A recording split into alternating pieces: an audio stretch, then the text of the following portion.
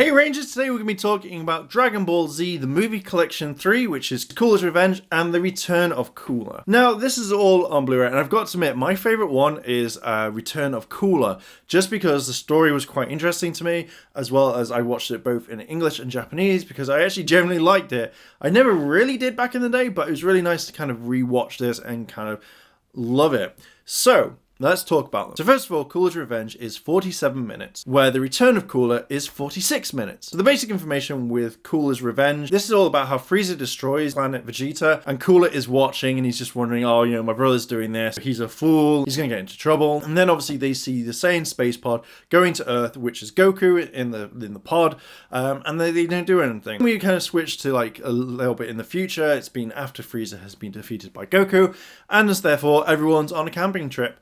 And boom, all of Frieza's men come along and defeat them really, really quickly. Goku wins. That's pretty much it. It's actually a good watch. The Return of Cooler is all about New Namek being drained of its resources by the big Getty star. Everyone goes off to help. And then, there's just tons of coolers. There's tons of all metal coolers. Goku and then Vegeta kind of win the day. And that's a very, very basic outline to it. So on this one, there is no special features. I was kind of really gutted because I would like to see a little bit more. We've seen the stuff with this Dragon Ball Super. We've seen behind the scenes. We've seen really cool things.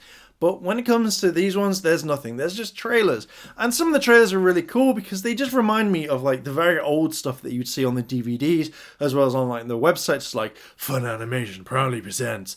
I kind of like those things, but trailers, that's it. The other features that you can have on this is English or Japanese audio, and that's pretty much about it. The animation was really well done.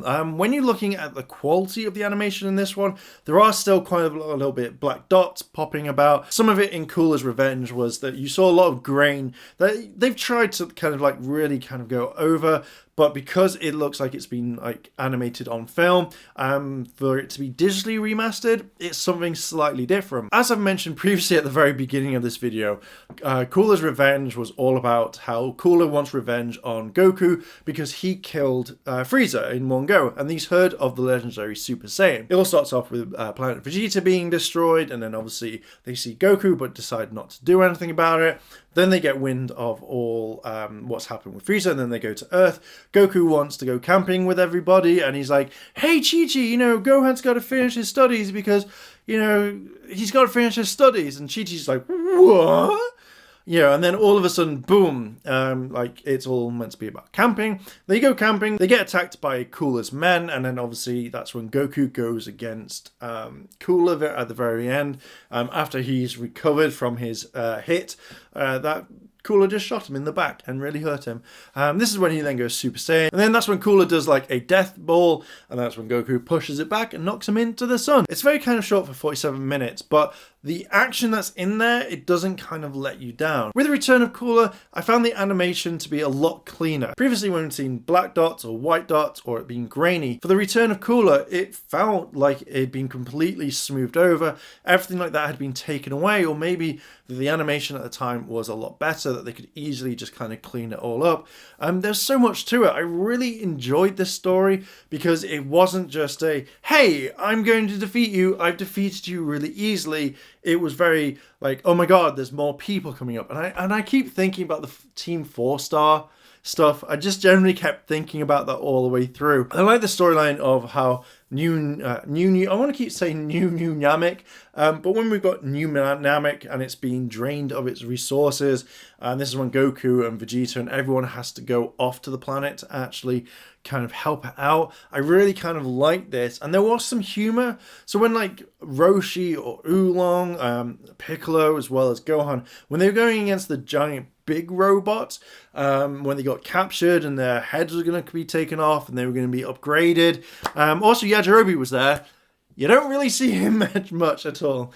But you were able, you know, it was a bit of comedy in that. And the little robot was like, please follow me, you know, to your doom. Please follow. Why would you follow them to your doom? You could easily take them all out. You took out half of them before. And also it was kind of a way of like, rather than the finishing move to kind of destroy them with like a Kamehameha, it was like, just going to use my powers, powering up. That's how you're going to be defeated.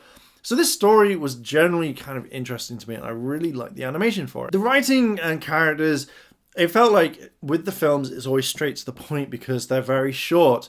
Again, 40 odd minutes per one. So it had to get straight to the point, and it wasn't just out the door really quickly. There were parts where it kind of lagged, and again, like in Cooler's Revenge, it was lagging at a point when Goku gets hit by the blast, and it's kind of slow, and it's just the kind of like healing process, but then it kind of speeds up. And one thing I didn't like, which we'll talk about in some of the others, was how quick it is to defeat the bad guy. It's not like kind of a wind down process, like boom, defeat the bad guy, end credits. You know, from when you see some of the other films like Battle of Gods, Resurrection of F, you see there's a lot more time in this one. Generally, the writing was fine for me, straight to the point, and that's what I kind of really liked. So what made this interesting for me?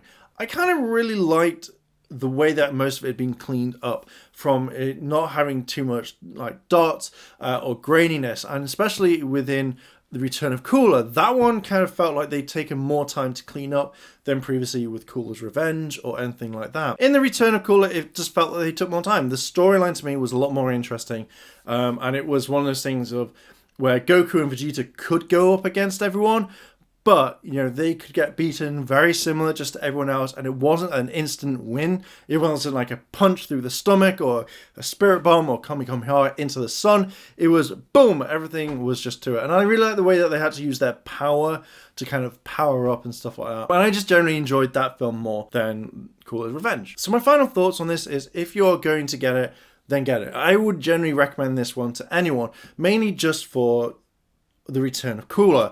Cooler's Revenge is nice to see that there is a separate transformation that they can beef up and they can do a lot more, and then there's a bit of fighting, and it kind of really makes you say, oh, I really want to watch more of it, I really want more fighting, and I want to explore more of the possibility of the transformation that Cooler has. So these are two really nice films. Generally, I really enjoyed it. If you're just kind of coming into it, I would highly recommend these two films.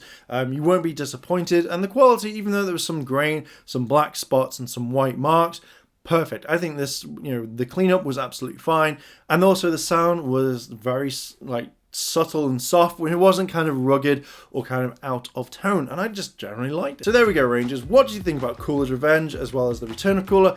What do you think about them as a film? Do you like them? Do you not? Let me know down below in the comments, and if you've liked this video, like, favorite, comment, and subscribe. Check out all the other videos on the channel. If you want to help out the channel on Patreon, link is in the description down below. And as always, Rangers, thanks for watching, and I'll see you in a bit.